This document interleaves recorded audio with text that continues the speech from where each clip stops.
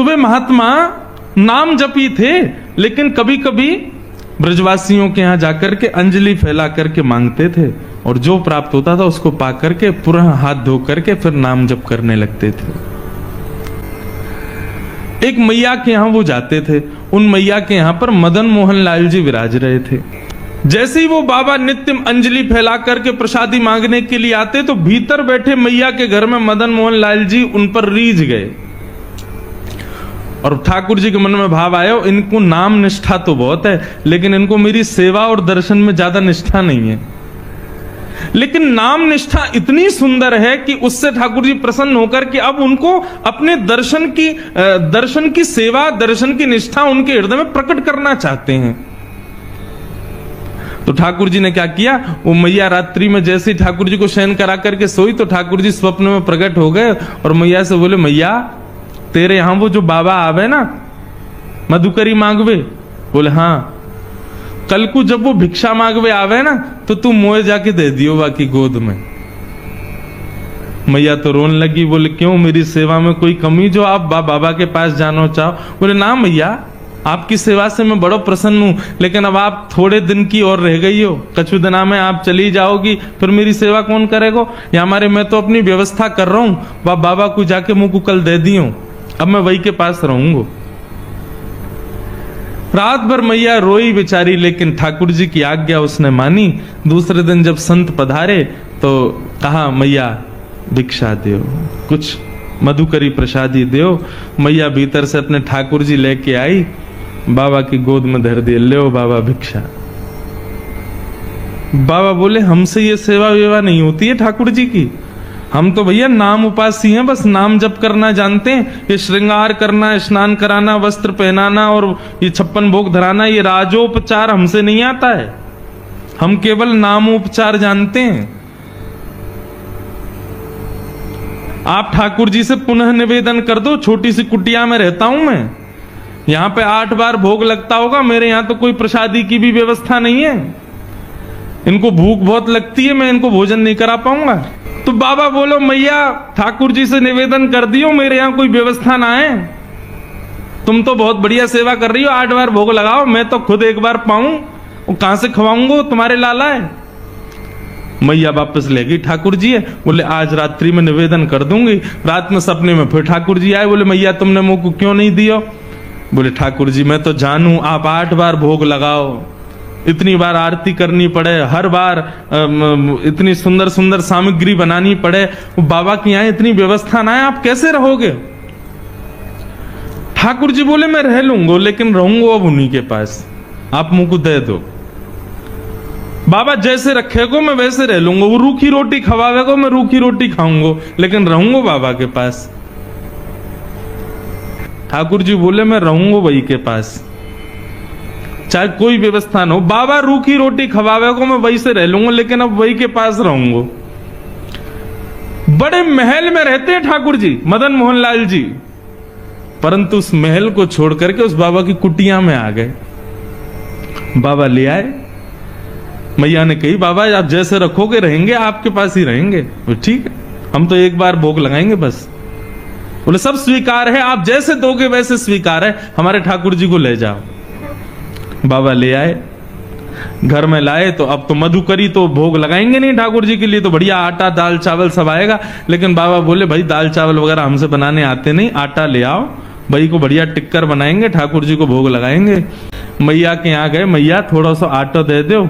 Auto लाए, आटे में यमुना जल मिलायो, मार के बढ़िया एक टिक्कर बना के कंडा पे सेक करके और ठाकुर जी के सामने पत्तल में पधरा दिए। बोले लाल जी 56 भोग खूब पाए, अब ये रूखी रोटी पाओ, बड़ी जिद करके आए हो, बड़े लड़ झगड़ के आए हो, अब रहो ऐसे ही। ठाकुर जी के सामने टिक्कर रख के और बाबा अपने नाम जप में चले गए। नाम जप करते रहे, 2-3 दिन तक ठाकुर जी टिक्कर पाते रहे। चौथे दिन जैसे ही नाम जप में बाबा बैठे तो अंत हृदय में ठाकुर जी प्रकट है गए। जैसे ही ठाकुर जी प्रकट हुए, बाबा बोलो ठाकुर जी प्रणाम, आप सुख से विराज रहे हो, कोई कमी तो नहीं है सेवा में? अरे ना बाबा, मुझको बड़ा बढ़िया लग रहा है, तुम्हारी कुटिया में खूब आनंद आ रहा है, सब कुछ बढ़िया है, सब आनंद ते है, बस एक निवेदन करना चाहूं आपसे। बाबा बोले आज्ञा करो। बोले बाबा तुम जो टिक्कर बनाए करो ना, रूखे आटे में तुम यमुना जल मिला करके मार के मुंह को खवाए दो। अब वहां में स्वाद तो कछु रहना है, 3-4 दिन ते तो मैं पा रहा हूं, लेकिन अब मुंह को यूं लग रही है कि कल ते नेक वहां में तुम राम रस मिला दे करो, नमक मिलाए दे करो आटे में, तो नेक खावे में नेक स्वाद आ जाएगा। बाकी सब आनंद है, कोई दिक्कत नहीं। बाबा बोलो ठीक है भैया, आपको बढ़िया टिक्कर पवाएंगे, कल से राम रस लगा देंगे। तो मैया के पास गए, मैया आज आटो दियो, आटे के संग में राम रस और दियो। मैया बोली है गए चट्टपने चालू, चलो आगे आगे देखियो कहा होएगो। अब तो दूसरे दिन आटे में नमक वमक मिला के बढ़िया टिक्कर बना के ठाकुर जी को पवाया। 2-4 दिन ठाकुर जी वैसे ही पाए। चौथे दिन ठाकुर जी फिर प्रकट है गए। बाबा बोले ठाकुर जी सब आनंद, कोई कमी तो नहीं सेवा में? ना बाबा सब आनंद है रो, खूब चकाचक पा रहे हैं हम तो। बस बाबा ने एक बात कह रो। बोले कहा, तुमको मेरी आवाज ने कर्कश लग रही है? बाबा बोले हाँ ने लग तो रही है कमजोर सी। बोले बाबा वो रूखी रोटी खा खा के मेरो गलो जो है का वहां में रोटी इर्ज गई है। अरे सरकार आपको कष्ट है गए, इर्ज गई समझ गए, इर्ज गई मतलब फंस गई है। तो बाबा बोले आज्ञा करो। बोले मैं तो बस यूं कह रहा हूं कि कल ते नेक घी चुपड़ दोगे वहां में रोटी में, तो नेक वो नेक आसानी तो भीतर चली जाए करेगी। बाबा बोले मतलब अब कल से आटा नमक और घी भी लाना है। अरे बाबा ने बस घी लिए ही हो, जहां हम घी के बिना मक्खन के बिना तुम कभी ना रहे, आप सब पता है। बाबा बोले ठीक है। दूसरे दिन गए, मैया आज आटो दियो नमक दियो, नेक्स्ट तो घी और दे दियो। मैया बोली ले जाओ प्रेम से पवाओ। अब महाराज आटे में नमक वमक मिला के बढ़िया टिक्कर बना के घी चुपड़ दिया, ठाकुर जी को भोग लगाया। 4-5 दिन ठाकुर जी ने कोई शिकायत नहीं करी। 6 दिन बाद ठाकुर जी फिर प्रकट हुए। बाबा बोले ठाकुर जी अब तो ना इर्ज रही गरे में? ना बाबा अब तो सब बढ़िया है, रोटी में बढ़िया नमक को भी स्वाद आ जाए, घी भी बढ़िया है, नीचे चली जाए। मैं तो बाबा बस यूं कह रहा हूं, कल ते एक आलू और लिया करो, वह आलू भूंज के वहां में नमक मिर्च डाल के बाकी चटनी बना करके वह और धर दे करो संग में। बाबा ने उठाए ठाकुर जी और लेके गए मैया के पास। बोले धरो या अपने पास ही। अरे अभी आटो आयो, नमक आयो, घी आयो, ये तो 56 भोग ले आएंगे कल को घर में, कहां भजन करूंगा मैं। जैसे ही मैया की गोद में दिए ठाकुर जी प्रकट है गए और बाबा के गले से लग गए। बोले मैं रहूंगा तुम्हारे पास ही, चाहे जैसे रखो, मैं रहूंगा तुम्हारे संग। मैं एक पद गाता हूं कथा में, परंतु उस पद का भाव कभी कभी लगता है कि हम तो क्या गाएं ठाकुर जी गाते होंगे हमारे लिए। क्या?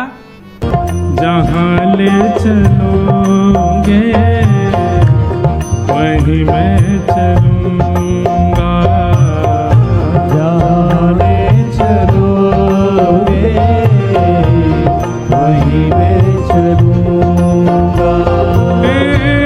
जहां नाथ रख दोगे, जहां नाथ रख दोगे, जहां नाथ रख दोगे, जहां नाथ रख दोगे, वहीं मैं रहूंगा, जहां ले चलो।